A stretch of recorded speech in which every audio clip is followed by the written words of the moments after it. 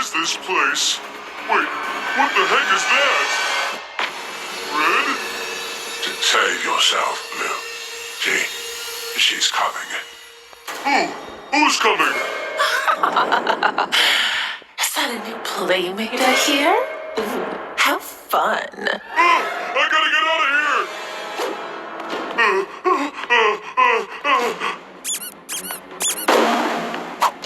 Blue, is that you? Where are you off to in such a hurry? Green, there's no time! Follow me before...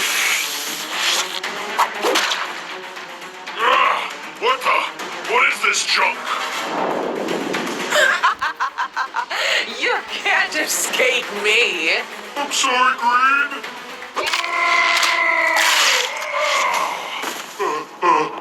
Gotta keep moving, no matter what! Supper time!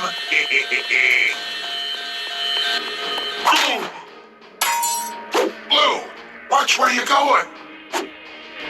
No time to explain. Come with me if you want to live. What the heck are you? Ah! I can't move! Blue! First, Red. Help me! Help! Purple! Wait, what? Who could have done this? Who else? Hello, Blue. Pink? Sis, you're the one responsible for all this? As if.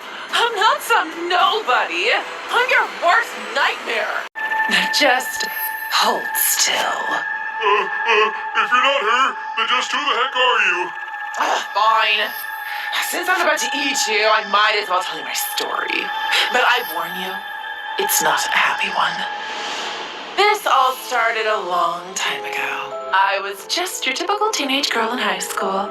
My real name is Penny Pilkington. I was born with the gift of gab, meaning I like to talk a lot. Unfortunately, not everyone liked what I had to say. I only told the truth as I saw it, but some people said I needed to know when to keep my mouth shut. Penny Big Mouth doesn't like my haircut, huh? Maybe we should give her a haircut of her own. The girls were ruthlessly cruel. They called me names like Big Mouth, Wingbag, and Shut Up Dork. Well, that last one wasn't a name, really. Just a lot of people said it to me when I tried giving them some helpful advice. But today, I had enough, and I defended myself the only way I could. Ow! What the? Ugh, you disgusting freak! You're so gross. I had confronted my bully head-on and got them to flee. However, I saw everyone else looking at me like I was the one in the wrong. I was Penny, the nasty big mouth loser. Nobody wanted to hang out with me. I was a total social outcast. I tried talking to my parents about the situation, but they were always too busy with their jobs. But all I really wanted was friends. And more than that, to be listened to. My own parents couldn't even give me that. My father even said to me once, "Penny, I love you, but you just talk too much." Granted, this was after I pointed out how his beard was turning gray, but it was. Was it my fault that I was honest? Was it a bad thing? I brought my woes to the principal of the school, but she really didn't like me pointing out the mole on her nose during the discussion. She told me I needed to apologize to the ones who bullied me. I did as I was asked. It was demeaning, and it wasn't right. I vowed then and there to never be silenced again. But if people in real life didn't want to hear what I had to say, then I would turn to someplace else. The internet. Around this time, I used my parents' wealth to buy some recording equipment, and I opened up an online video blog called Penny for Your Thoughts. It turns out, on the internet, if you talk and are reasonably attractive, a lot of people are willing to listen. All I had to do was comment on the world, celebrities, media, just anything that came to mind. I even got a blue check mark next to my name. If that isn't validation, I don't know what is. Soon enough, I got quite a following. Even some of the people who made fun of me in school started to reach out years later and apologize. Of course, in keeping with my brand, I called them out for their past bullying publicly and ruined their reputation. It was amazing. I was invited to conventions, to conferences. I even spoke to the UN. People were actually listening to me. Unfortunately, seemed the wrong person took notice. It all started small. People would stop following me here and there. A call-out video would spring up. Regardless, it seems like overnight, my brand was tarnished. No one wanted to listen to me anymore. The world had moved on from my brand of sensationalism, and I was once again a total nobody. A has-been. That's when he reached out to me. A man claimed to be representing a prestigious group of influencer investors, and they wanted to put me on top again. He told me to meet him here at the Rainbow Friends Play Place. For some reason, the alarm bells never went off in my head. I just wanted my fame back, no matter the cost. When I arrived, I was immediately put off by the situation. Why was I asked to meet him here? It looked like some kid's amusement park, if you could even call it that. I told the man as much when I arrived, and he gritted his teeth and smiled. I didn't think he liked me insulting his rainbow friends. Nevertheless, he gave me the tour and said I would be working out of his streamer lab, which sounded cool enough, so I followed him.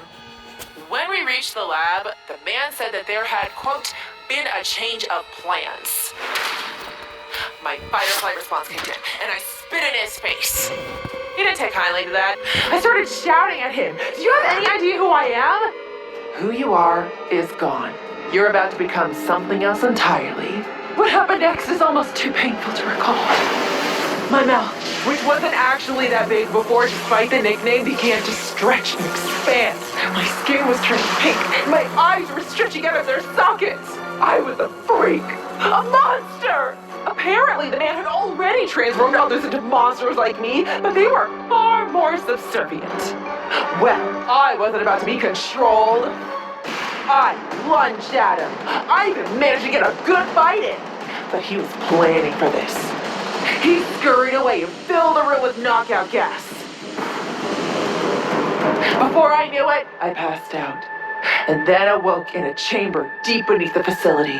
The man came to visit me and told me I was too unruly and annoying, that I talked too much.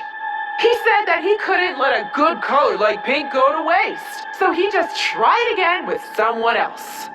After he left, I slumped down in my cell, tears in my eyes. Was this to be my fate? Locked away for all eternity? No! I may be a monster, but I was also a somebody. I knew that someday I would bust out of there. I just had to bide my time. And, as luck would have it, I got my chance when that other creature I heard managed to break free. During its rampage, my own cage's electronic locks were damaged and I escaped. And the rest is history. And now I'm hunting down the man and the rest of you awful goons that serve him so willingly. Pink, I'm sorry for what happened to you, but you have to understand, none of us want to be here. Your story's not too far off from my own. Wait, you used to be human too? Yeah, we all did. Then, where's the man who turned us into monsters? Let's find him and make him pay! Pink, you already did. What? There, that settles that. Now let me help you down, friend. Red, Yes? What is it, Blue? it's nothing.